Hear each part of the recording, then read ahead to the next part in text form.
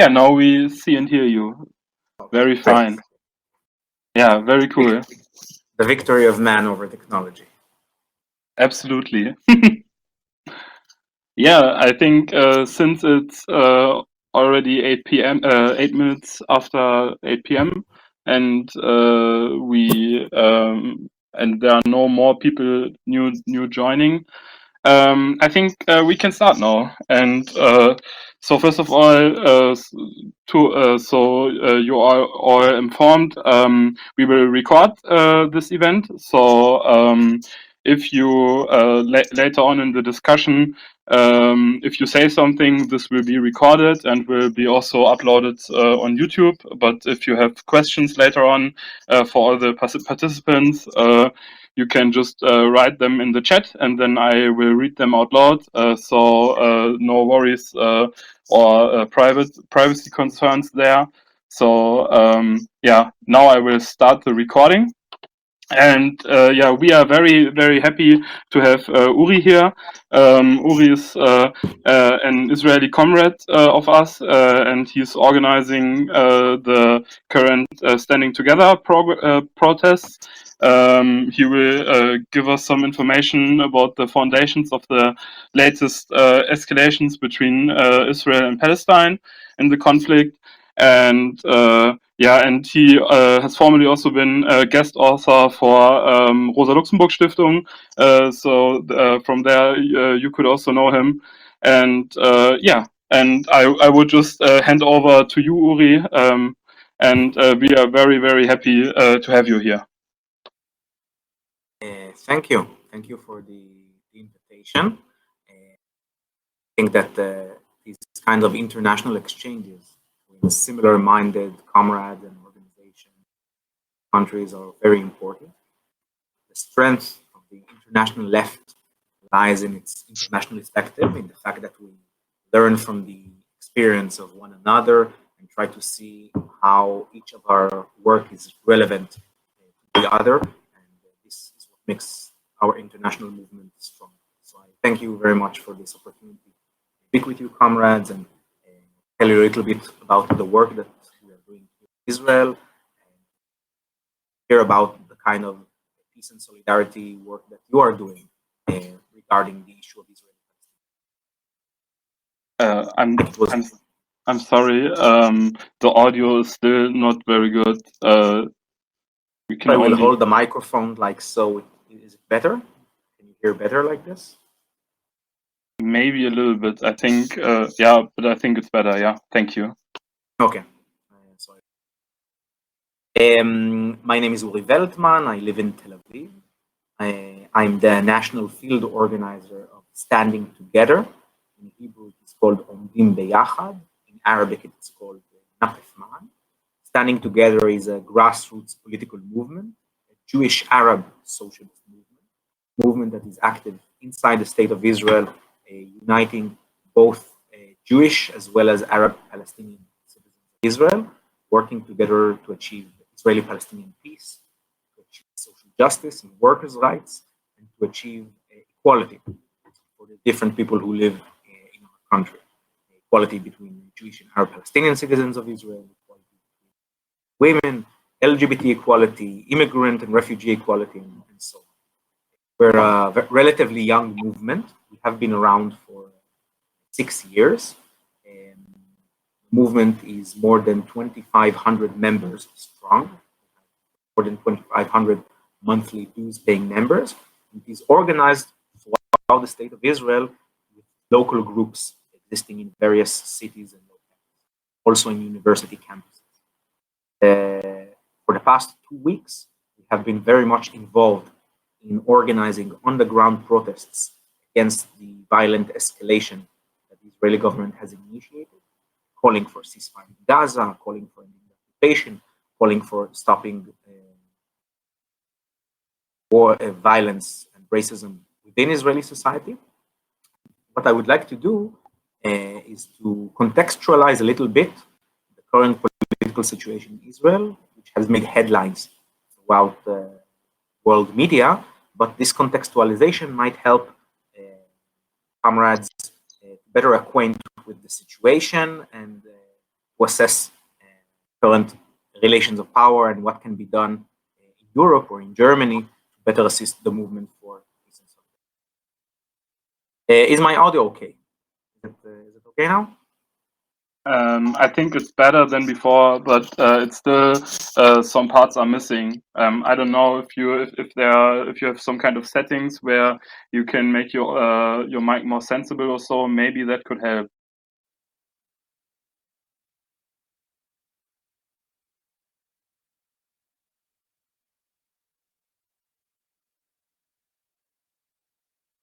Can you hear me better now? I think so, yes. Okay, so I'll try to use the computer mic.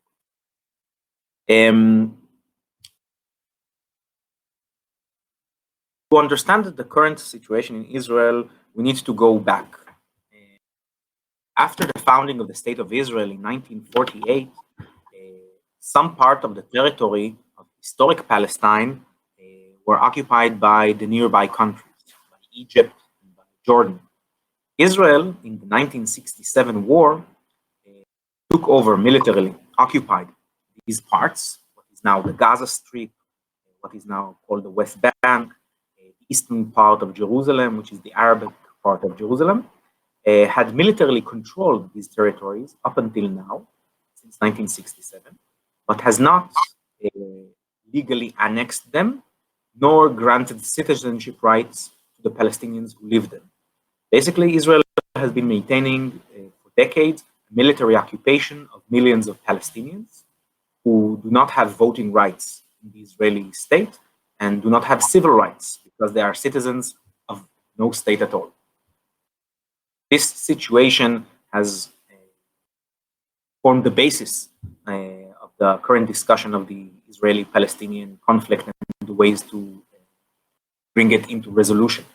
Various initiatives in the past 30 years for negotiations between the State of Israel and the Palestinian leadership have resulted both in the creation of limited autonomy within parts of the West Bank, what is known as the Palestinian Authority, but has not resulted in a permanent solution with a viable Palestinian state coexisting alongside the State of Israel.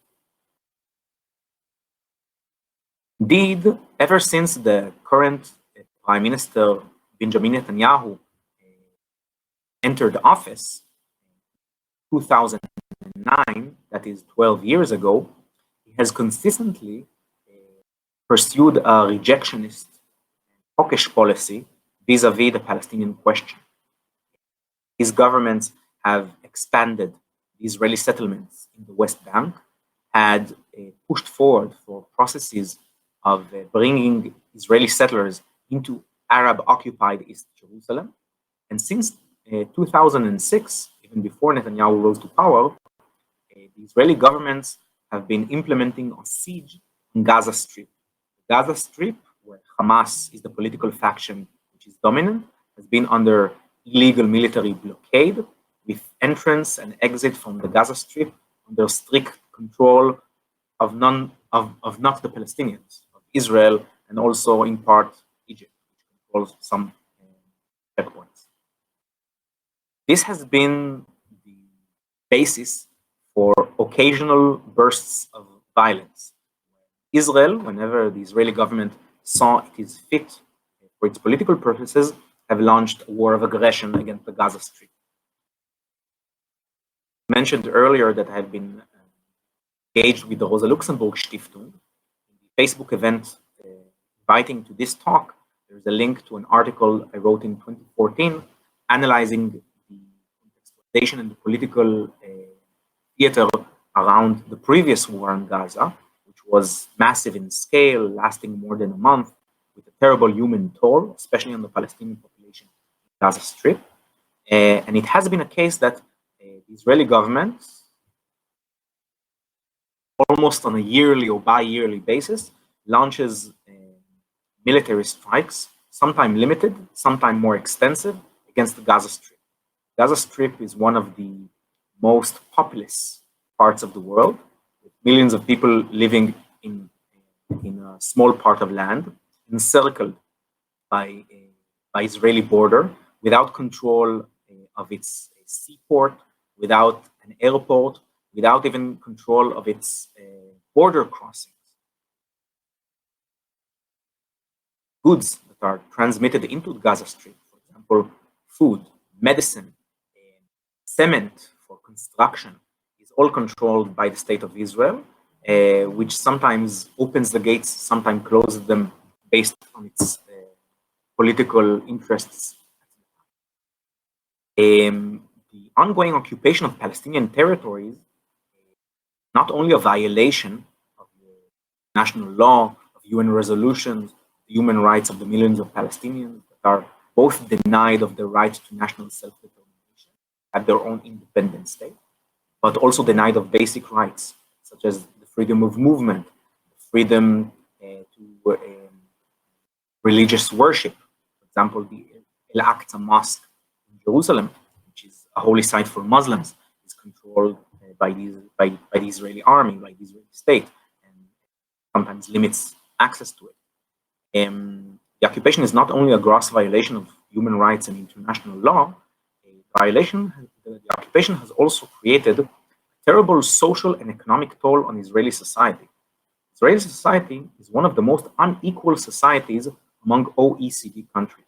If you look at parameters such as income inequality, the gap between rich and poor, you see that Israel is ranked very high. When we analyze in what way is the occupation shaping Israeli society, shaping Israeli economy, we see the reason for that. A large percentage of the Israeli budget is allocated for military expenses, both direct and indirect. The military budget is very high in comparison to civil budgets, and billions of shekels of currency that could have went to housing, to healthcare, to education, to public transportation, to solve the basic needs of the majority of people who are living in Israel, is going to be to buy warplanes from the United States, to develop smart bombs capable to bomb in Syria or Iran, to buy nuclear submarines from Germany, to maintain a large standing army, military apparatus, to maintain the settlement project in the West Bank, which is a very extensive project with a terrible toll on the Israeli economy. And this is the reason why in Israel we see lack of basic infrastructure in many towns and villages, especially in the social periphery, away from the big cities, away from the big metropolitan places like Tel Aviv. You can see towns where the welfare department is underfunded, where schools are overcrowded, where access to healthcare is limited. There is a gap of access to healthcare, which is incredible between, for example, people who live in major metropolitan areas such as Tel Aviv and people who live in the northern or in the southern periphery. The life expectancy is different by several years if you are living near Tel Aviv or near the periphery. But Israel could have had the funds to pursue social projects, had it not been that the occupation has been the main political project that has been funded and overfunded year after year for decades. This is the social context in which Israeli politics and the Israeli-Palestinian conflict analyzed. The fact that the majority of people who live in Israel, Jewish Israelis also, stand to lose, not to gain, from the existing status quo and from the continuation of the occupation project. In public opinion, you see that the majority of Israelis are dissatisfied with social services that they receive, with healthcare, with housing, and so on. But the Israeli right wing, for the past decade or so, have pursued a populist right wing trajectory, have been able to build an equation in which the maintenance of the occupation is not seen as the cause of the social economic problems, but as a discontinuous fact from that. This is something that we, as people of the left, people who are committed both to peace between Israel and Palestine, who are committed to ending the occupation, but also committed to social justice and for meeting the real needs of the vast majority of the people in our country, this is a challenge that we as an Israeli left have. How to draw the connection between the struggle for social justice and the struggle for Israeli-Palestinian peace, to draw the line between the rampant neoliberal capitalism raging in Israel and the ongoing occupation, which has been going on for decades, denying the Palestinians in the occupied territories the right to national self-determination. The Israeli political system have been, for the past 2.5 years, undergoing a crisis. Netanyahu's government collapsed in late 2018, and the Israeli state has underwent a series of consecutive elections, all of them ending in a stalemate. The elections of April 2019 ended in a stalemate, leading to elections in September 2019, 5 months afterwards. This is the first time in the history of Israel that such a thing has happened, that the results of the elections were being inconclusive. No one was able to form a government, neither Netanyahu nor the parties to its opposition, thereby triggering a second election. The second election was also inconclusive, leading to a third election in March 2020. March 2020 was as the COVID crisis imminent in Israeli society, leading to a formation of a government, a very unstable government. Netanyahu and his main opposition party, the centrist Blue and White Party, under the call of now with the coronavirus crisis, we need to form a government of national unity to tend to the crisis. This government was very unstable, very unable to meet the challenges that the COVID crisis has brought us. The Israeli government did not respond well to the crisis, especially in how it tended to the economic side of the crisis. Whereas in other countries, in Europe, for example, in countries whose economy is similarly shaped to the Israeli economy in terms of, for example, gross domestic product, other governments, even right-wing and conservative governments, have pursued policies of furlough, of subsidizing salaries of salarized employees. Saw it in countries in Western and Northern Europe. Netanyahu, a staunch neoliberal, in the beginning of the crisis, did not give any allowance, neither for salarized employees nor to small business owners, triggering an economic crisis. The number of unemployed in Israel reached 1.4 million at its peak, which is close to 20% of the workforce, an unprecedented rate of unemployment. Many small businesses closed, tens of thousands of small businesses closed permanently. And the previous year, months of the COVID crisis were also months of vast social unrest against the government. The social workers union went on a strike, which lasted for more than 2 weeks, ending in the government succumbing and giving away to their demands. The nurses went on strike. The junior doctors went on strike. There was a wave of unrest within Israeli labor, cutting across sectors of the economy, cutting across trade union federations, even bringing into play parts of society that are don't have a tradition of taking militant action against the government. For example, many small business owners of cafes, restaurants, demonstrated and protested en masse. Workers in the film and theater industries demonstrated en masse. July of last year saw major demonstration of tens of thousands of small business owners and unemployed. This has brought the government to open the gates of allowance, giving away grants, because even parts of the Israeli society, which form the voting bloc of the Likud party, of the ruling Likud party, even they were on the streets protesting against the government. This very unstable matter of affairs, in which there was social unrest and dissatisfaction from the government, triggered a fourth election, as Netanyahu's coalition fell apart under his inability to pass a state budget. This fourth election took part in March, ending yet again for the fourth time in 2 years in a stalemate. And this is the atmosphere against which the recent escalation in Gaza began. Netanyahu, trying to form a government, unsuccessful in doing so.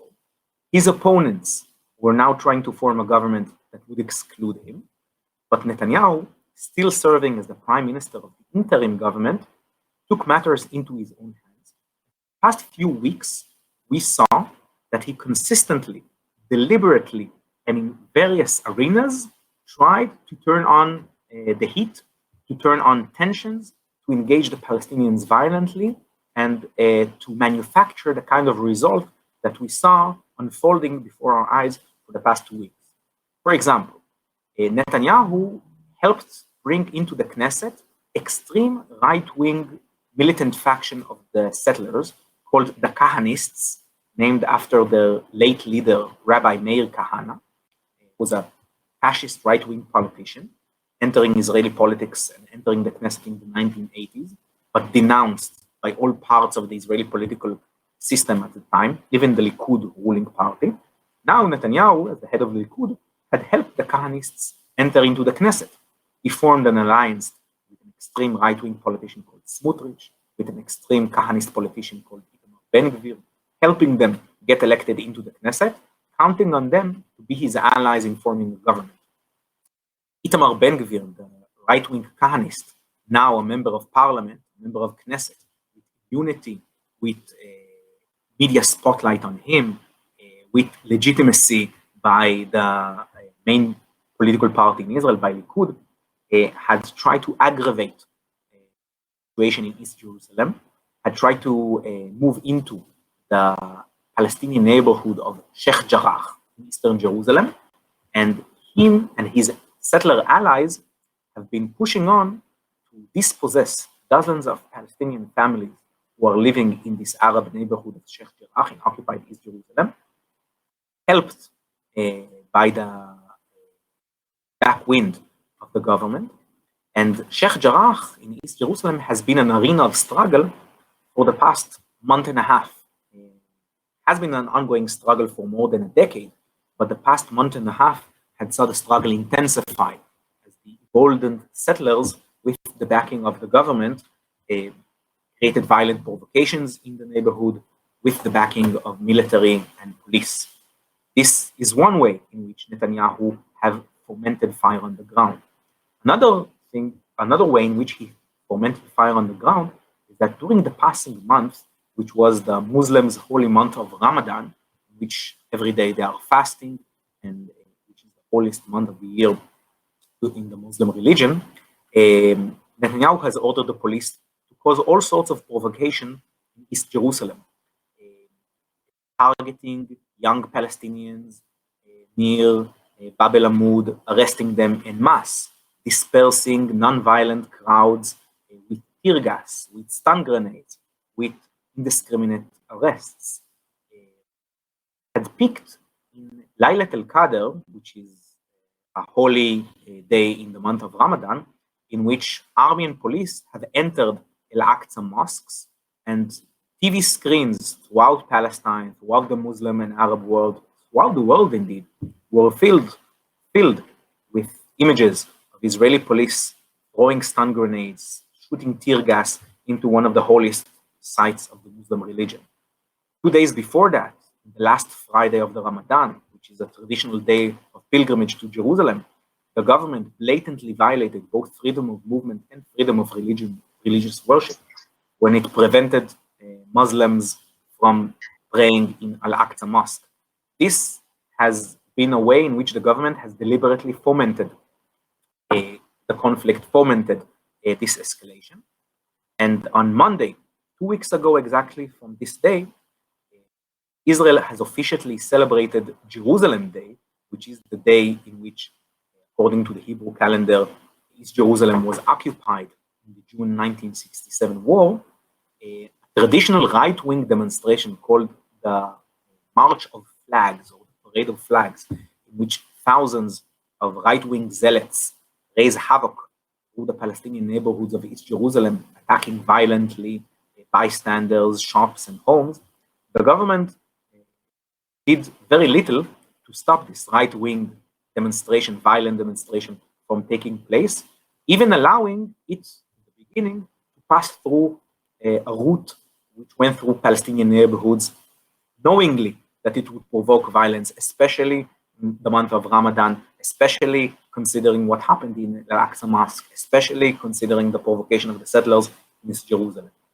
Hamas, the ruling party in Gaza, Islamist party, have responded by threatening that if the government would not stop the policies that it is pursuing in the holy places in Jerusalem, it would retaliate with firing rockets on the southern part of Israel and even reaching the Tel Aviv district. And it had did so less than 2 weeks ago. It started firing rockets both over the nearby towns that are bordering with the Gaza Strip, towns such as Sderot, the nearby villages, the city of Be'er Sheva, but also firing rockets towards Jerusalem and towards Tel Aviv and the nearby districts. Sirens were raging here, Aviv also, with people taking shelter, with rockets falling nearby, and with lives lost. Lives of civilians who did not have shelter or did not take shelter in time. Some of the civil casualties in Israel from the rocket launch were civilians, which is, of course, both a gross violation of human rights and an indiscriminate firing towards civilians, which is something to be denounced. It's denounced when it is towards Israeli civilians, and it is denounced when it is towards Palestinian civilians. All civil lives must be put outside of the conflict between Israel and the Palestinian leaderships. Innocent lives must be respected. This has been the consistent position of left-wing players on the ground, within Israel and within Palestinian leadership as well. When I talk about Palestinian leadership, I need to address this. Israel has also Palestinian citizens within it. When we talk about Palestinians in the context of the Israeli-Palestinian conflict, we're not only talking about Palestinians in the occupied territory, such as Gaza Strip, such as West Bank, such as East Jerusalem. We're also talking about around 20% of the citizens of Israel who are Arab Palestinians. They are nominally equal citizens. They vote to the Knesset. They have parties that represent them, but they are in fact discriminated against in all walks of life, formally and informally.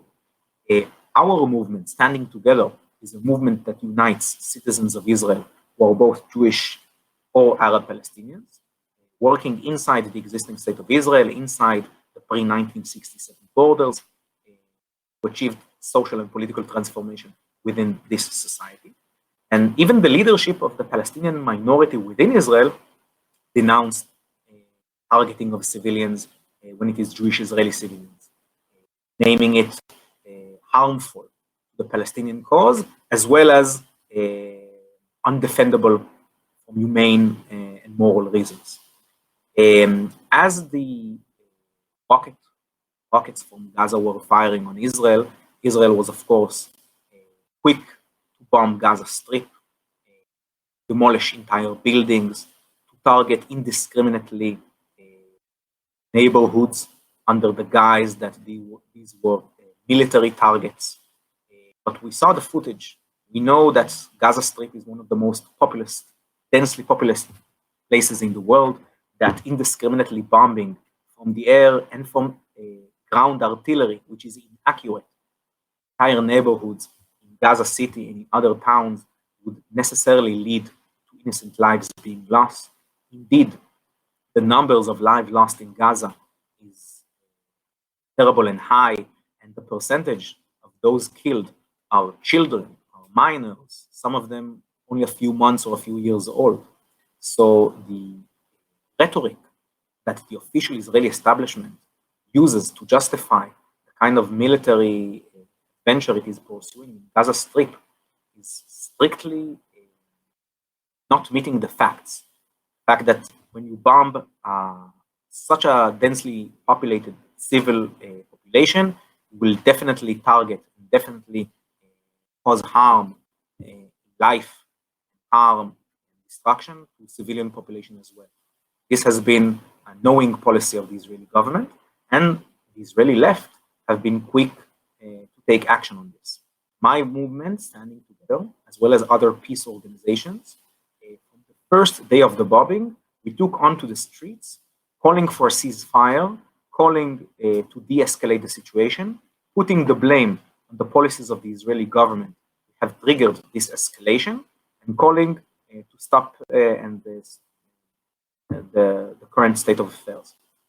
The first day of the escalation, we demonstrated in Jerusalem, we demonstrated in Tel Aviv, we demonstrated in Be'er Sheva, in the southern part of Israel, we demonstrated in the Galilee. The Tel Aviv demonstration was the biggest, with hundreds participating, taking place outside the offices of the ruling Likud party. That night was the first night in which sirens were raging in Tel Aviv and rockets were firing down near the Tel Aviv district. That night was also a night in which violence within Israeli cities erupted to a level unseen before. Arab Palestinian citizens of Israel, some of them live in towns and cities of their own. Some of them live in so-called shared cities or mixed cities. For example, Haifa, which has both Jewish and Arab Palestinian population. Akka, which has both Jewish and Arab Palestinian population. Lod, Ramle, Jaffa, and so on. These cities have been a site to mass violence. Mass violence, some of that was systematic. For example, the systematic violence employed by the police towards Palestinians, Palestinian citizens, Palestinian residents and citizens. So, for example, non-violent demonstrations in Nazareth, in Haifa, of Arab Palestinian citizens violently dispersed by the police with mass arrests. Our police, we have video footage of this throughout Israeli media and international media, of Israeli police unprovokingly attacking bystanders, either walking on foot or by cars. It seems that the Israeli right-wing government put on a green light for the Israeli police to unleash violence towards citizens simply because they are Arab Palestinians. Another systematic violence that we saw in these mixed cities, shared cities, is that right-wing organizations have been attempting to cause provocation and to organize, to move in gangs, to look for Arabs to beat them up. It was all over the Israeli press, screenshots from WhatsApp and Telegram groups of Kahanists organizing in the streets of Ramle to look up for Arabs to beat them up, organizing in the streets of Lod to look for Arabs to beat them up, were all over the Israeli press. The right-wing politicians that Netanyahu had helped enter parliament, such as Ben Gvir and Smotrich, have been turning up the flames, calling for anti-Arab rallies in towns such as Ramle and Lod, taking part themselves in organizing and initiating this kind of violence.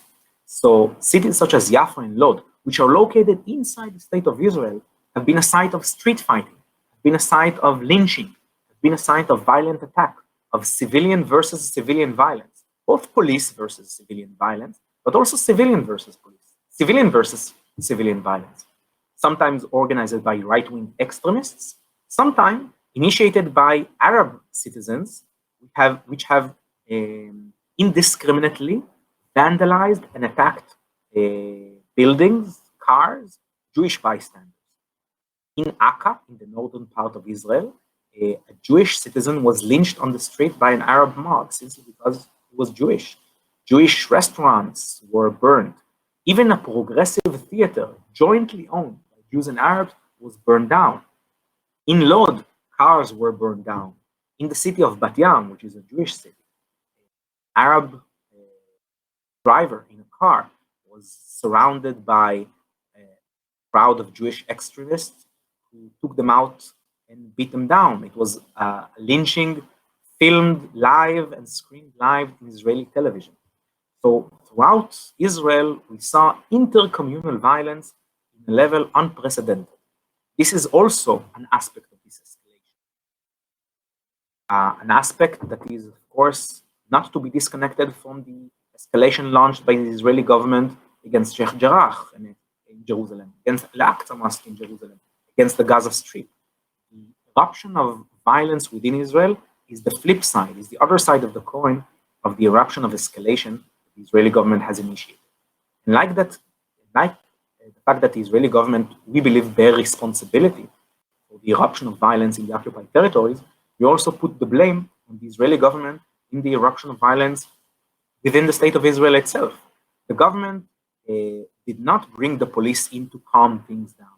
The government brought the police in to raise the flames even more, to arrest people, even though they were not taking part in violence, to provoke violence in parts that were unviolent before. The Israeli police, the kind of policies that it was pursuing, was part of the problem, not part of the solution, because the Israeli government policies are part of the problem, not part of the solution. Our Jewish Arab movement, Standing Together, has responded to this escalation with a mass wave of distributed action throughout Israel. Last Thursday and Saturday, a week and a half before, we saw in more than 100 locations throughout Israel local Jewish Arab actions. Some of them people taking out on the streets spontaneously, others we helped to organize, others were spontaneous actions that approached us for help and assistance. Because of our national spread, we will be able to support such local actions. And we saw thousands of people, both Jewish and Arab Palestinian citizens of Israel, taking out in the streets, both to protest intercommunal violence, both to protest racism, but also to protest police brutality, but also to protest the Israeli government, and also calling for ceasefire and an end of escalation. This has been an eruption of energy on part of peace and progressive forces within Israel, and it culminated in the demonstration which took place in Tel Aviv just 2 days before, a massive march of thousands of Jewish and Arab Palestinian citizens, marching from two main squares in Tel Aviv, from Rabin Square to Habima Square, initiated by Standing Together in cooperation with other peace organizations. For example, Breaking the Silence, which is an Israeli organization of ex-soldiers, of ex-army veterans that are now anti-occupation activists. They organized it, and it both brought a major crowd to Tel Aviv to demonstrate, and also won a lot of media presence in Israel and abroad. This has culminated these last 2 weeks of escalation, anti-occupation, and anti-war activities, which have been unprecedented in terms of energy and mobilization that we saw in part of the peace forces within Israel the past few years. But our sights are still forward. Although there is ceasefire now between Israel and Hamas, no rockets are being fired from Gaza on Israel, and no bombing is being launched by the Israeli Air Force on Gaza Strip, we refuse to say, let's get back to normal, because normal is abnormal. The fact that the siege on Gaza continues, the fact that the occupation continues, the fact that freedom of religious worship in Al-Aqsa Mosque in Jerusalem is still curtailed. Indeed, even last Friday, after the ceasefire was signed, pilgrims, people who went to Al-Aqsa Mosque to pray, were violently attacked by the army and the police. The Sheikh Jarrah is still struggling. The Palestinian families there are still struggling not to be moved out of their homes by Israeli settlers. All of these struggles are still with us, are still alive. So we, as peace forces within Israel, are still engaged with them. We are still engaged in weekly demonstrations of solidarity with Sheikh Jarrah. We are still engaged in trying to build public opinion within Israeli society against the occupation and for Israeli-Palestinian peace. And we try to connect the dots between the policies of the Israeli government that aim to escalate the situation, to bring routinely, yearly, bi-yearly rounds of bloodletting and war in Gaza and elsewhere, to connect the dots between that, its policies towards the Israeli society within Israel. We believe, as socialists, as people of the left, as people who have a holistic worldview, that the fact that the Israeli government maintains the occupation and pursues hawkish and rejectionist policies is not disconnected, but it is a direct continuation of its fierce, fanatic neoliberal policies towards Israeli society. The sad fact is that the ruling strata in Israel care very little for the lives of Israelis, cares very little also for the lives of Jewish Israelis, not only Arab Palestinian citizens of Israel. Even Jewish Israeli lives don't matter in the eyes of the Israeli government. This is why it agrees to a situation in which rockets fall every 2 years, or more often so, on Israeli citizens. This is why it agrees to a situation in which people are feeling not safe in their own country. This is why they agree to a situation in which people are living in the streets. Homelessness is rising because no new public housing is being constructed. People are unable to buy medicine because the healthcare system is being privatized. People are receiving less than adequate education because the education system is also being less than privatized. So we as socialists, standing together, the movement in the socialist tradition, the movement around the socialist values, we think that a deep transformation of Israeli society is needed. We need a society that puts it at its center, not the settlement project, not maintaining the occupation, not the political and economic interests of the small elite, but put in its center the vast majority of our society, all of us, both Jewish and Arab Palestinian citizens of Israel, both people who live in major urban cities, as well as social and geographical periphery, both people who are religious and people who are secular. We need to build unity across diversity in Israeli society, to bring together people from various communities, regardless of their ethnicity, regardless of their religion, regardless of their nationality, around our shared interest and common interest. Our interest to live in a society in which we are safe, an interest to live in a society in which we live in peace, an interest in living in a society that allows decent lives for us and our families. This is a political project that you are trying to construct. It's an uphill battle against a very strong ruling class that for decades able to root its ideas within broad Israeli society, but building our counter-hegemonic project, we look for the cracks in the wall and we try to enlarge the cracks. We look at the contradictions and we try to build on these contradictions.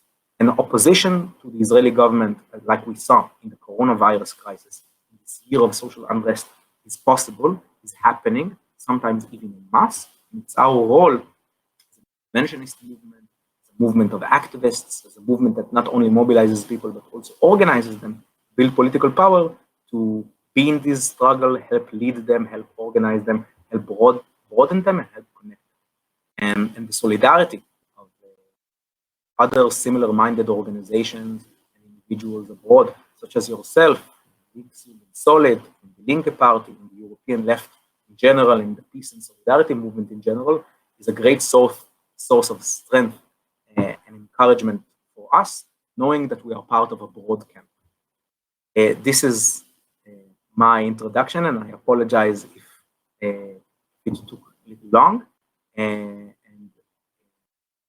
available for questions or remarks or commentary or criticism. Yeah, thanks a lot, Uri. I definitely learned a lot already, and it was very, very nice. And thanks a lot. And I would open the questions and the discussion now. You can, if you have a question, you can, or if you want to take part in the discussion, you can either just put a star in the chat, and then I will call you up. Or you can write the question down in the chat, and then I will read it out. Depends on whether you want to appear on the YouTube video later on. Yeah, Dan.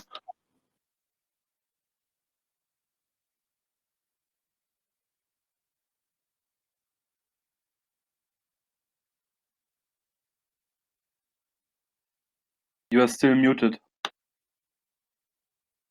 Hi. Hi, thank you very much for the talk. My question is related to your last point regarding diversity of the movement. I have cousins who are also going on the scene demonstrating with standing up. But it is obviously the case that within Mizrahi community, traditionally, the Mizrahi communities aren't so engaged in like left. There is a belonging to the Nazi sort of in Tel Aviv. What do you do to what is the plan to combat and how involve like younger Mizrahi that are also interested in the cause?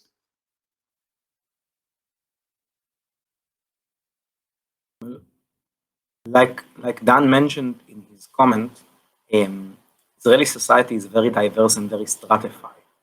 It has people from various ethnicities, it has people from various immigration backgrounds, and it is a challenge that we are standing together pose for ourselves. How to construct a new kind of left in Israel, a popular left, a people's left, left that is similar to the tapestry of Israeli society.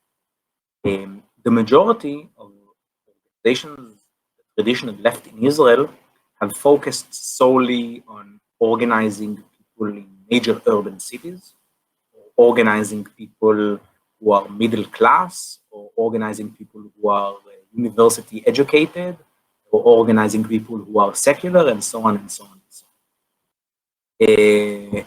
This is a failed strategy. What we are trying to do is to create a change in a society that is as diverse as Israeli society. So we are standing together. One of our shibboleths, one of our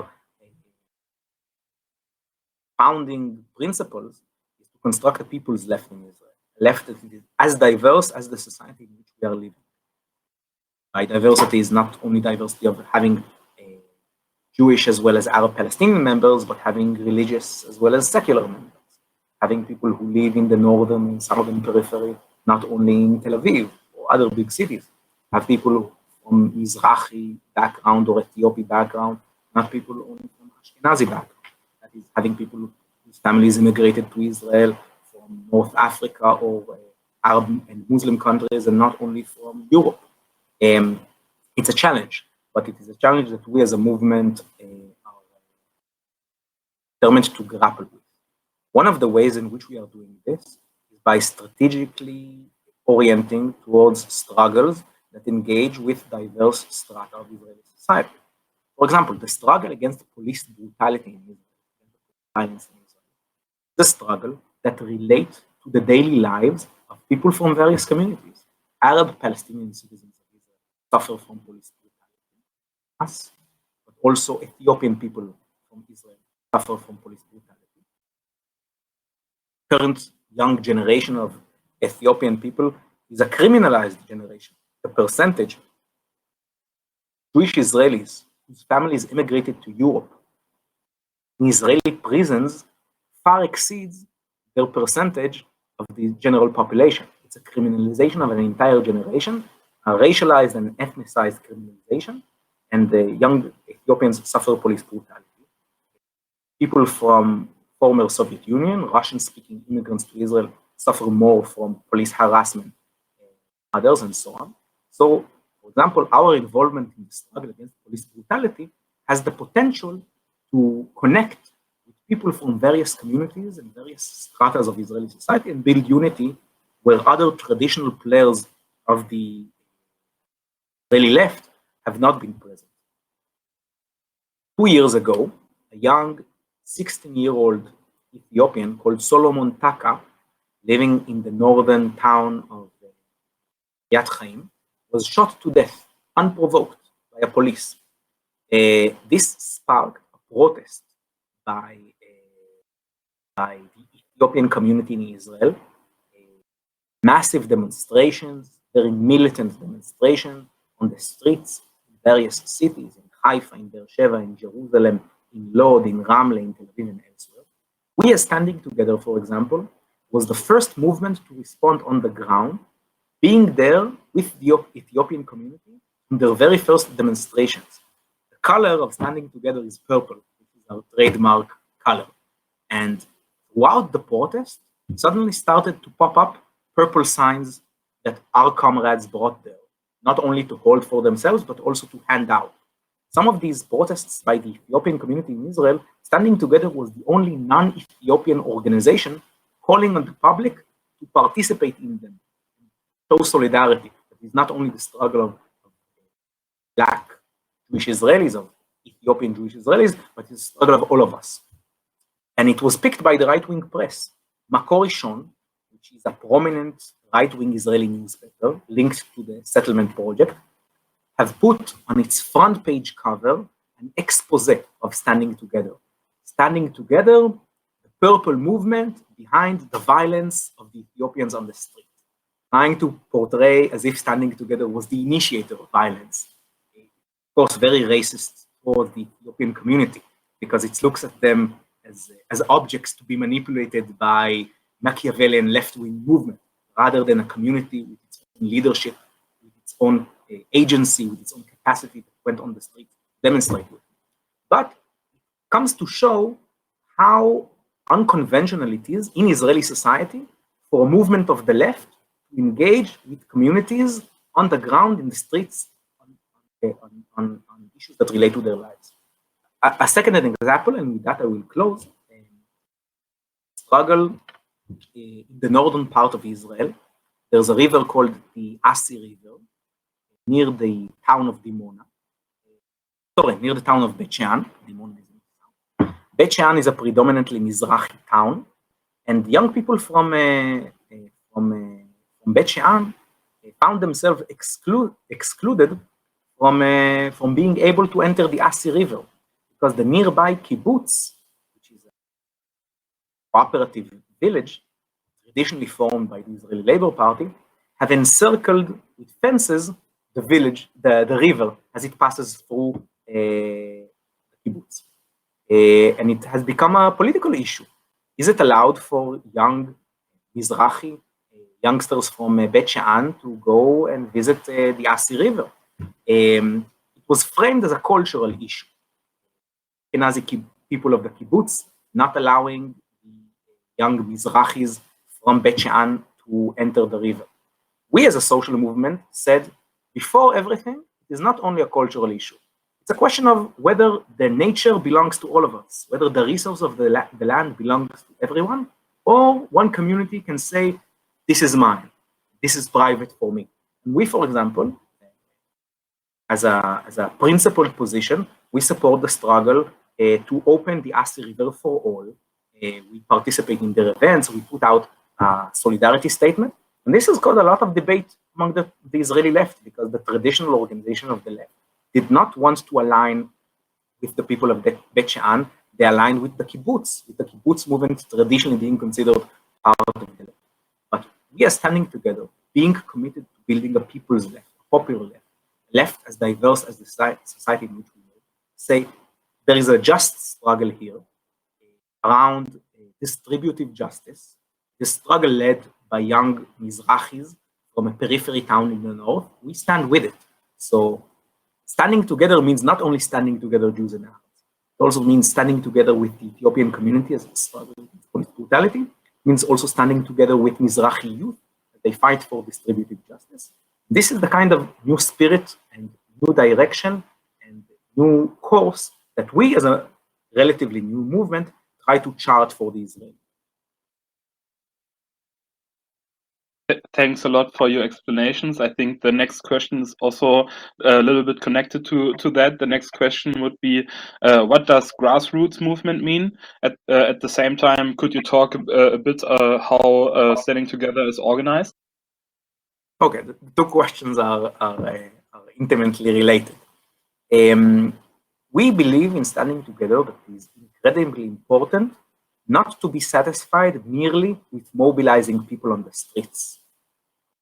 I believe that you know it from your own experience as well in Germany, that sometimes there is a huge demonstration. The streets are filled with people. The square is filled with people.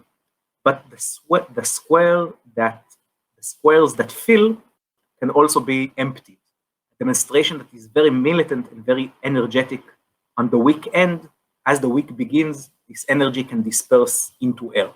So we believe it is very important not to be content with mobilizing crowds on the streets, but we need to organize people into structures, into groups, into teams, to build a movement that is spread like a network throughout the country with local groups in towns, in villages, in areas, in college and university campuses, and to allow people a platform in which they can organize with similar-minded people and build collective power through them working together.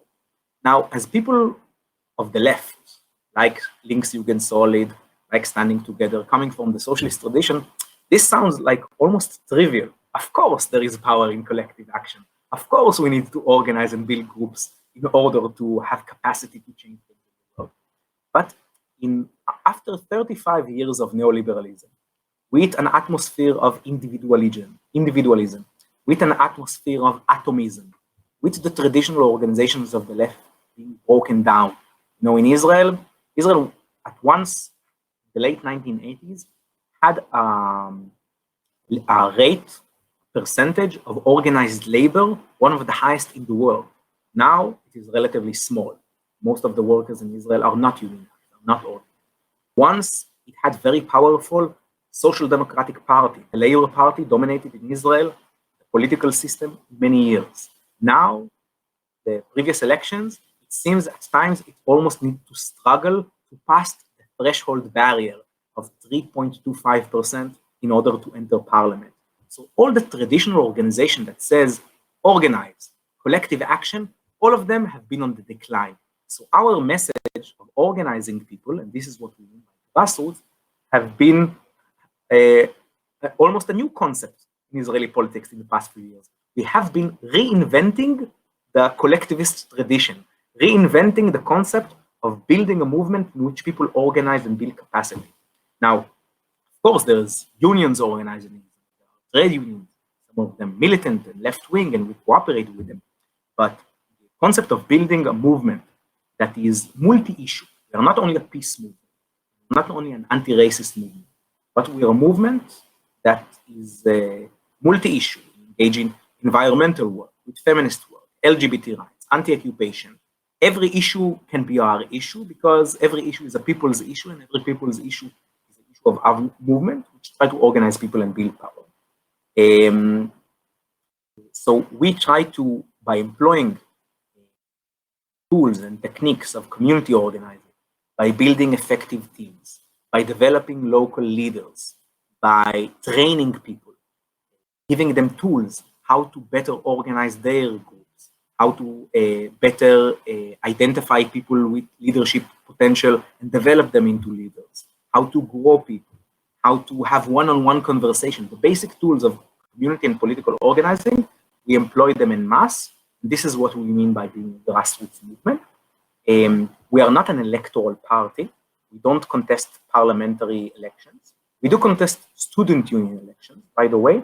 Tel Aviv University, for example, students of Standing Together have contested just half a year ago student union elections for the first time, winning almost 20% of the votes.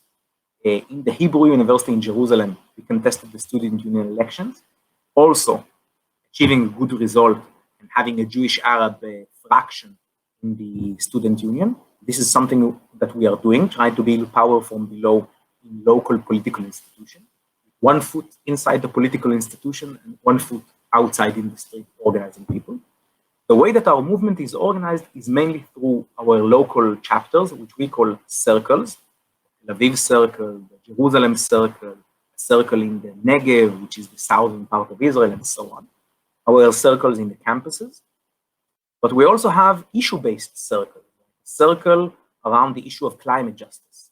People from throughout Israel who want to work on the climate justice can work together as a group. And we will start to develop this concept and try to create more issue-based circles.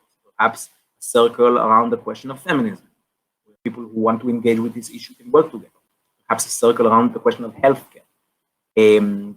Once every year, we have a national convention where all the members of Standing Together come together for a day of deliberations, discussions, decision-making, and also to democratically elect the leadership of the movement. Standing Together is a democratic movement owned by its members. Our national leadership, which is called the National Coordinating Team, is around 50 or 60 members strong, elected by the leadership.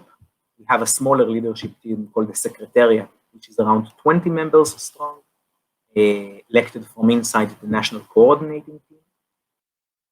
Every circle has its own local leadership, which is democratically elected, accountable to the membership, and so on. And we try to create a democratic structure in which people can express themselves, can take part in decision-making process, be involved. There is transparency. People know where decisions are being taken and know what they need to do if they want to be more involved or be more active or take more responsibility or influence the course of events. Our members pay a monthly due, which is variant according to their income. People who have less can pay less, people who have more can pay more. Have more than 2,500 dues paying members, which is a major source of our income. Our ability to print banners for demonstration, pay for salarized staff, or buy ads on Facebook and Instagram and so on, is based on the fact that we have budget, a major part of which is from either membership dues or small donations. We receive a lot of small donations from people who support our work, even though they are not members. We also have a relationship with the Rosa-Luxemburg-Stiftung in Germany. Without its help, Standing Together could not have taken off the ground in 2015. Did not have members yet, but we had the support of the Rosa-Luxemburg-Stiftung, which we very much appreciate. And we are trying to build a members-driven and members-led movement. In this sense, we are a grassroots political movement. In Israel, you know, sometimes people confuse non-partisan with non-political. We try to make this distinction. We are very political, although we are non-partisan. In Standing Together, for example, there are people who are members of various political parties. We have people who are members of the Labour Party, we have people of the Communist Party, we have people who are members of Meretz, which is the Green Party in Germany, I guess, analogy. And we have many people who are non-partisans, who are not members of any particular political party. By the way, they are the majority of the members of Standing Together. The majority of members of Standing Together, especially the young members, for the young members, we are the first stop in politics. Because in Israel, correct me if in Germany it is not the same, political parties don't get a good reputation among a large percent of the population. They are seen as electoral mechanisms only care for people when it's time for election and it's time to get them to vote for you. Their branches are not very active when it's not election time. So many people who want to be involved with something that is important, active, and campaigning and intervening, don't usually turn to political parties to look for them for answers. So for us in Standing Together, we saw an influx of young people who are joining Standing Together because they want to do something, and we are there to get them. It is not necessarily a good thing, because I believe it is very important for political parties to have active membership and for people to be partisans, to be members of a political party. It's very important as a mechanism for creating change. But Standing Together as a non-partisan movement is benefiting from the fact that political parties in Israel enjoy such bad credentials among the general population. Thank you. The next question is, which Palestinian major or minor parties are open for cooperation?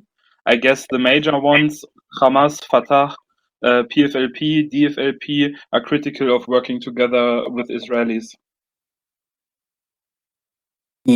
Among the Palestinian parties in the occupied territories, there are parties of the left with whom there are links and cooperation. For example, Fatah, which is the ruling party in the Palestinian Authority, major political party, which has been traditionally a left party, now perhaps a left of center party, is a member of the Socialist International. Therefore, cooperation with progressive Israelis have links and connections with Fatah, which is the major faction inside the PLO, inside the Palestine Liberation Organization. Have mutual meetings and exchanges, and this cooperation that we appreciate. Among other parties of the Palestinian left in the occupied territories, there are parties of the left and even the Marxist left with whom cooperation exists.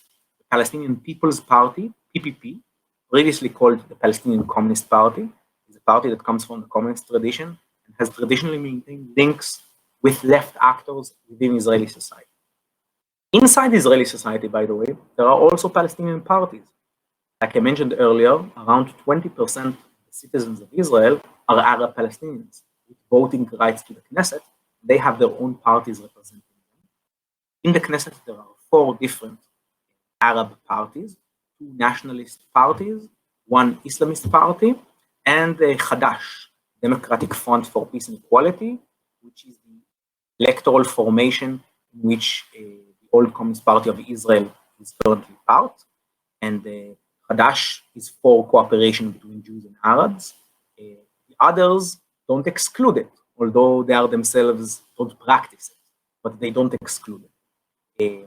The demonstration that we organized last Saturday in Tel Aviv, for example, one of the keynote speeches was by Ayman Odeh, who is the member of Knesset, who is the head of the Joint List.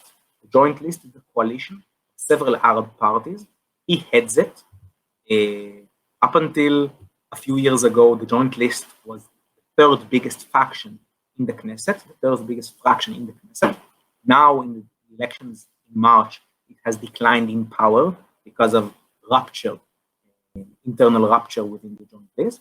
But Ayman Odeh is still a very respected politician, one of the most popular politicians in the Israeli left, and leader of the Arab Palestinian minority in Israel. And his speech in Tel Aviv was greatly appreciated, greatly covered by the press, and greatly received by the majority of people in attendance. So we have partners to work with among the Palestinian organized political parties. But one of the interesting developments within the Palestinian population inside Israel is that the fact that the existing political structure, the existing political parties suffer from a crisis of representation. Most people who want to be active don't look at them as their natural address, led to the rise of many grassroots local movements around local issues, around local struggles, organized spontaneously or semi-spontaneously. And we are Standing Together are cooperating with some of these local movements of Arab Palestinians, mostly youth and students, around various issues: anti-violence, anti-crime, women's rights, and so on. Thank you. The next question is, you are doing great work. In Germany, it is difficult to organize demonstrations with similar content for peace in Israel and Palestine against the occupation. When criticizing the policy of the Israeli government, accusations of Israel-related anti-Semitism often come. This makes our political work difficult. Have you heard about this problem, and what would you recommend that we do? I've tried to follow the developments in the German left closely because Germany is the most important country in Europe. Europe is an important player vis-a-vis the Israeli-Palestinian conflict. So things that are happening in Germany, even inside the Linke, are of interest to me. Not as an outside observer, but knowing that processes that are unfolding in the Israeli left might have impact here on the ground. So I try to follow things not as an objective observer, but as a political activist that want also to engage. And I think it is incredibly misfortunate that people equate criticism of the existing government of Israel with criticism of Jews as Jews. Anti-occupation opinions are not anti-Semitic. Indeed, in Israel, a portion of the Israeli population is against the occupation, is for the Israeli-Palestinian peace. It is against the policies of Netanyahu government. And it is inconceivable that a similar position stated by someone in Tel Aviv or stated by someone in Berlin would be considered legitimate criticism in Tel Aviv, but unacceptable in Berlin. Political position is a political position. And if I am allowed to be in Tel Aviv and say that Netanyahu's policies are wrong, are harmful, are illegal, are immoral, certainly you sitting in Berlin can state these opinions and be correct as well as I, and this criticism of yours of the Israeli policy needs to be as legitimate as mine. I think one of the great successes of the Israeli right wing is that it's able to create an equivalence between itself and its positions and the Jewish population in Israel. as you are against Netanyahu, then you are against Jews in Israel. As you are against the occupation, then you are against the state of Israel. This is greatly misguided. This is greatly mistaken. I don't think that you, as people in Germany, are the same as your Chancellor Merkel. And I don't think that I, as an Israeli citizen, is the same as my Prime Minister Netanyahu. And I can criticize him like you can criticize Merkel and vice versa. And it is most unfortunate that people in Germany, some of them, even on the left, will refrain from leveling legitimate criticism against Israeli policies because they want to be for the safety and well-being of the Jewish people. I will say it very clearly. I think that the current Israeli government is undermining the safety and well-being of Jewish Israelis. I think that a dramatic change in course of the official Israeli policy is needed in order not only to defend Palestinian rights, but only to defend my rights also as a Jewish Israeli. Therefore, I think that people who stand for a deep transformation in Israel, changing course, changing policies, and changing government, in Israel as well as in Germany, are in fact doing their best in order to safeguard the continuity, the existence, the interests, and the well-being of Jewish Israelis.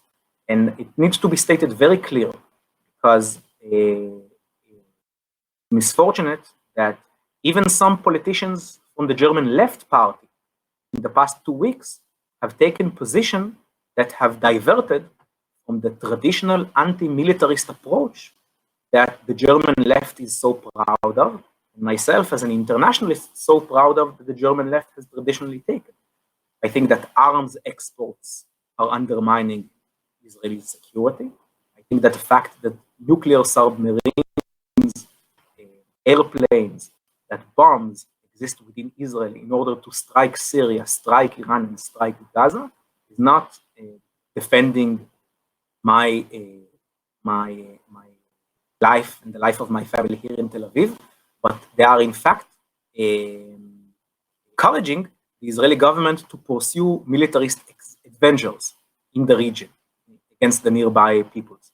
I think that people who want to safeguard the lives of Jewish Israelis need to stand on a position of banning weapons export to Israel. Israel is the biggest military power in the Middle East. It need not to be reinforced with German nuclear submarines, with American-made bombs, with American-made airplanes. What needs to be done is to stop support for the military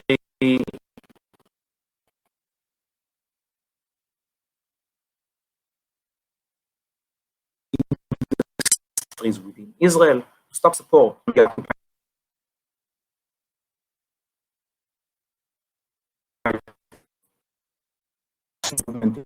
including in Germany, to say very clearly to all respective government that by cutting link with the Israeli army, you are only serving the cause of Palestinian people's self-independence, are secure and the lives of Jews in Israel, because the ongoing occupation, the ongoing situation of escalations and wars have been the #1 cause for loss of lives, for insecurity for Jewish Israelis. But I think that you as actors on the left in Germany have a great challenge to intervene in the politics of your country and to stand for this position. Stand for a position of stopping weapons export, stand in a position that say that the Israeli government needs to abide by all UN resolution, like every other government needs to abide by all by all UN resolution. There is no Israeli exceptionalism. This is my position, the position of my comrade in the Israeli left. I know that in Germany it is a position heatedly debated, but these debates need to be engaged. They need to be engaged openly. They need to be engaged not with name callings, but with arguments. They need to be engaged also with listening to what actors on the ground here are doing. I think that the peace movement in Israel will be reinforced by a peace movement in Germany that stands in opposition to the Israeli government, not in support of the Israeli government. And I hope that such a peace movement in Germany will be emergent, will be reinforced, and I expect the politicians of Die Linke to stand by the traditional position of the German left, its anti-militarist tradition, its anti-war tradition, its commitment to peace and international resolutions. Thank you. The next question would be, a major problem in Germany is that anti-occupation protests are getting hijacked by anti-Semitic far-right elements, for example, the Grey Wolves, Turkish nationalist movement. That's a major reason German leftists often don't organize such protests for the fear of a hostile takeover and anti-Semitic incidents. What would be your recommendation concerning this? Far be it for me to offer tactics for the German left in a situation that I don't fully understand its dynamics. In an arena, I don't fully know the existing actors on the ground. What I do know, looking upon how peace and solidarity movements elsewhere in engaging in Palestine solidarity, Israeli-Palestinian peace building, and so on, stating very clearly that anti-Semitism has no place in the struggle against the Israeli occupation of Palestinian territories, in the struggle for Palestinian statehood, and anti-Semitism does, besides being harmful, immoral, and need to be rejected wholeheartedly on its own, is also harmful to the Palestinian cause.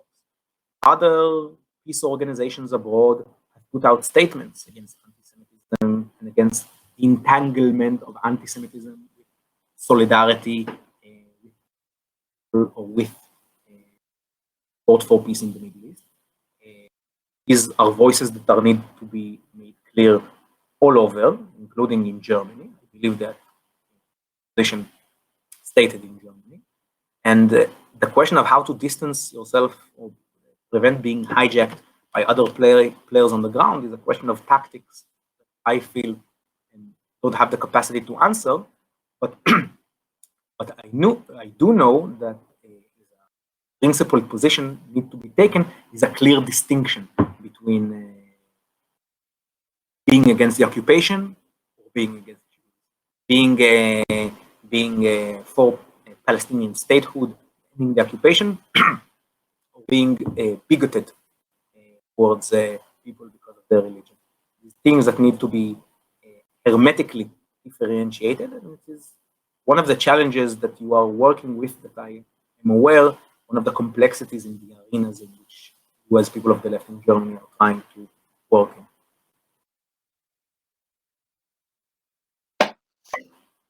Thank you. Now I have another question. Were you also concerned with the evictions in Sheikh Jarrah as standing together, and were you also organizing against the violence in the Al-Aqsa Mosque? Because I think a big thing in Germany was like after Hamas started firing the rockets, somehow there was this PR move that all protests against the violence in Sheikh Jarrah was connected to Hamas, and they made it appear like the only subjects or the only people like protesting against the violence there are Hamas with rockets. Could you elaborate a little bit about this situation? Yeah. The struggle in the neighborhood of Sheikh Jarrah has been ongoing for more than a decade. This is an Arab-Palestinian neighborhood in East Jerusalem, militarily occupied by Israel in 1967. And for the past decade or so, settler organizations have been trying to use the Israeli courts to force Palestinian families out of the homes in which they have been living for decades and to bring in settlers to replace them. Has been ongoing, successful in parts, stopped in other parts, and it has been reignited past few weeks. The Jerusalem circle of standing together has been deeply involved in the struggle in Sheikh Jarrah. Our comrades are there, especially in the weekly Friday demonstrations. Some of these demonstrations violently oppressed by the police. Just last Friday, we are standing together, took part in two major demonstrations in Jerusalem. One of them in Bet Jala, a neighboring town near Jerusalem, demonstration called the Israeli Palestinian Freedom March. It was a joint Israeli-Palestinian demonstration, bringing Israeli citizens with Palestinian residents of the West Bank to demonstrate together. We, as Standing Together, was co-initiator of this demonstration, along with a partner organization that we work with, was violently oppressed by the army. 2 hours afterwards, there was a demonstration in Sheikh Jarrah this week. It was also met with police. Our comrades are there participating, and we are currently trying to plan in order to build public opinion within Israeli society in support of the families living there, and try also to demonstrate living there that they have partners within Israeli society. There is a large percentage vibrant peace force in Israel that stand by them. And it's a challenge because in the occupied Palestinian territories, and East Jerusalem is militarily occupied, the rules of the game change. In the occupied territories, the army can declare this is a closed military zone and arrest all people on site. In the occupied Palestinian territories, the army is faster on the trigger happy when it comes to firing tear gas and stun grenades, much more than it does inside the state of Israel, inside the pre-1957 borders. So it's a challenging terrain to struggle in, but it is a struggle that we are nonetheless engaged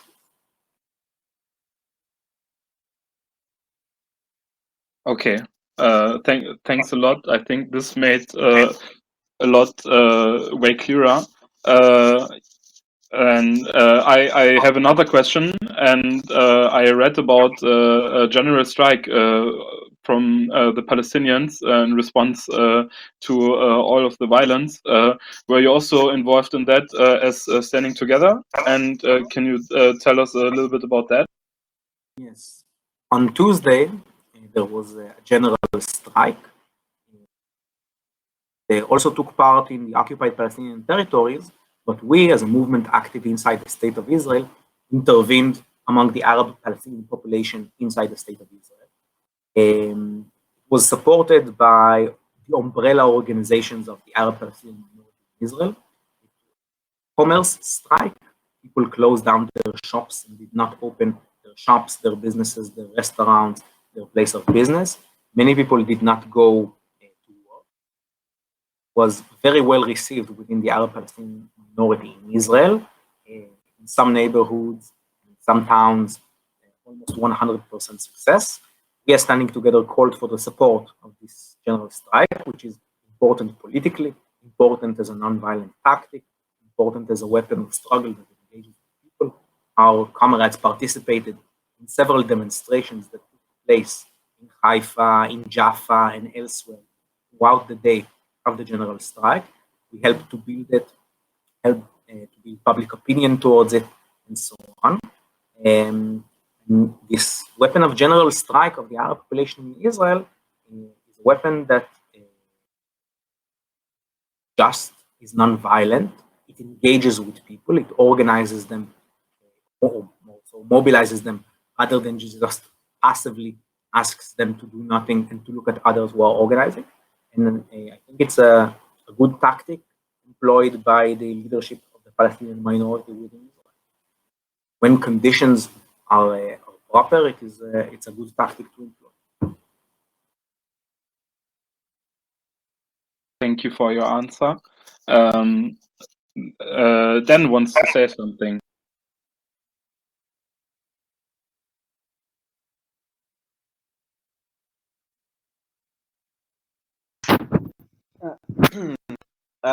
Yes, I have a question which is regarding whether if Standing Together has any links with groups in the Jewish or Palestinian diaspora abroad. So, for example, there is the group in the UK, Na'amod, which is Jews against the occupation, which is a quickly growing movement in the United Kingdom, and then obviously quite a lot of Palestinian liberation groups throughout the world. So yeah, do you have any links with the board if you're to build this with them at all? We have good working relations with, if not now, the organization of young Jewish Americans who are struggling for almost 7 years against the support of the establishment organizations of the Jewish community in the US. Their support for the Israeli occupation has been a vibrant, dynamic, energetic movement. We have good relations with them. We learned a lot from their experience about organizing, about community organizing, about the mechanics of movement building, and it's a relationship that we cherish. Had a good working relations with Na'amod, which is a UK organization, a British organization of the Jewish community there, also organizing against the occupation. Had a good relations with Yachad UK, also an organization of progressive Jews in the United Kingdom. But when we look on the issue of internationalist cooperation, we don't only look on Jewish organizations or Jewish communities. As a movement of the left, as a movement of the socialist tradition, we try to build links and to be in connection and to share experience and to be with dialogue with various organizations, the progressive and socialist left throughout the world. We had a good working relationship with Momentum, the movement in the UK inside the British Labour Party. John Lanzmann, founding chairperson of Momentum, chairperson, he visited Israel and Standing Together organized a public forum with John Lanzmann around the issue of Israel, Palestine, the Labour Party, and Corbyn. When there were general elections in the UK in December 2019, a group of young Jewish and Arab Palestinian members of Standing Together went to Britain under the auspices of Momentum to volunteer in the election campaign to help the Labour Party under Corbyn leadership, because as internationalists, we feel that a victory for Labour Party under Corbyn in the UK is also a victory for us. We had working relations with the German left, with the rosa-luxemburg-stiftung, with politicians of Die Linke, especially those who commit a large part of their time to foreign issues, to international aspect of the work, exchange experience and exchange opinions and try to think of concrete ways to cooperate. We have working relations with members from the Democratic Socialists of America, DSA, in the United States, and with other organizations of the left. To be honest, a very small percentage of the work of Standing Together goes to do this kind of international exchange and international work. Because as a relatively small movement with limited resources, we naturally devote most of our time and energy and resources into building our work here on the ground, our chapters, our membership, our leadership, and try to develop the kind of work that we are doing. But despite the fact that the majority of our time and efforts are going into this, despite the fact that we are a small movement with limited resources and limited time and so on, we still think that international solidarity, international exchange, international cooperation should be part of the agenda of any serious organization that fits itself in the socialist tradition, because many of the challenges that we are facing are international in scope. Therefore, the solutions that we need to present to them also need to be international. We are facing a coronavirus crisis, which is international. 13th year since the world capitalist crisis of 2008, which was an international crisis. Problems such as precariat, neoliberal austerity, so on, are all parts of this globalized world that we are living. Therefore, exchanges between players on the left are necessary in order to develop good national answers. This is an aspect of our work that we are obtaining, and I'm happy that Links Jugend Solid organize these events, so we can also build fraternal relations with your organization and build a basis that we can continue to cooperate on. Yeah, for sure. We are very, very happy to have you here, and it's super nice, and I'm learning so much. Yeah, and thank you for your answer. And I would read out the next question, which is: could you perhaps name any independent news source that you or news sources that you could recommend, preferably in English? Yes. The Israeli progressive website that publishes in English the most is a website called 972 Magazine, media outlet in Israel that covers the Israeli-Palestinian conflict, that covers aspects of Israeli society as well. It carries both original writing in English as well as translations, sometimes from Arabic but mostly in Hebrew. And I think it is a relatively good source of information about what's happening in Israel. I also encourage comrades to follow our Twitter account, which tweets usually in Hebrew and Arabic, but also in English. Look Standing Together Twitter. Twitter handle is Omdim Beyachad. Perhaps Dan can write it in the chat so that people who want to look us up can find us. We also publish regular newsletters in English about our work. If you go to the website standing-together.org, that's our website in English. You can sign up for our English newsletter and stay updated about the work that we are doing. And we also have a Facebook page in English called Standing Together, which carries translations from some of our media posts in our Hebrew and Arabic Facebook page. Not as updated as often as our Twitter, but it is also a source of this information. Follow about the work that we are doing. Thanks a lot. Yeah, I think I don't have any questions anymore. I would give like 1 minute or so if you want to ask any questions, or yeah, if you want to ask any questions, please show that in the chat. Otherwise, if nobody writes anything, I would say thank you so much, Uri, that you have been here and gave us so much information. I think, yeah, after the event, we can write a little bit on WhatsApp or so, because I think it's absolutely necessary that we as Linksjugend engage a little bit more with standing together and somehow show our solidarity with you, and maybe think about that. Yeah, but otherwise, thank you that you have been here, and thanks to all the listeners, and I wish you all a very nice rest of the Monday evening. Yeah. Very much, and nice to you all.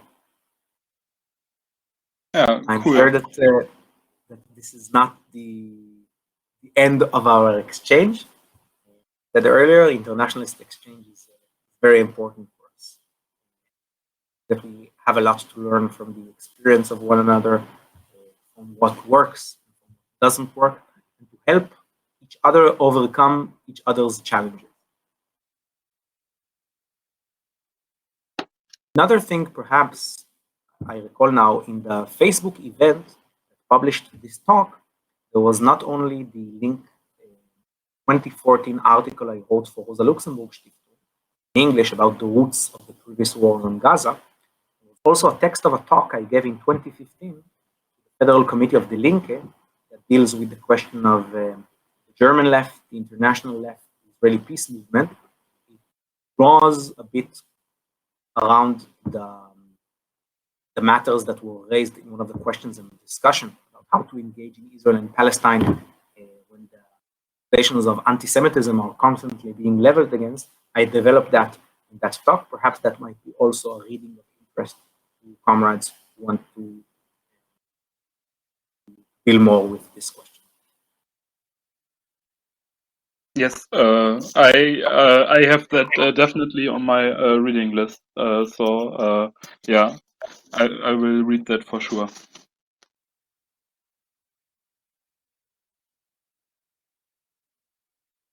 Yeah, I mean, I think this has been yeah also a very long session. You have been talking a lot, but again, very big thank you.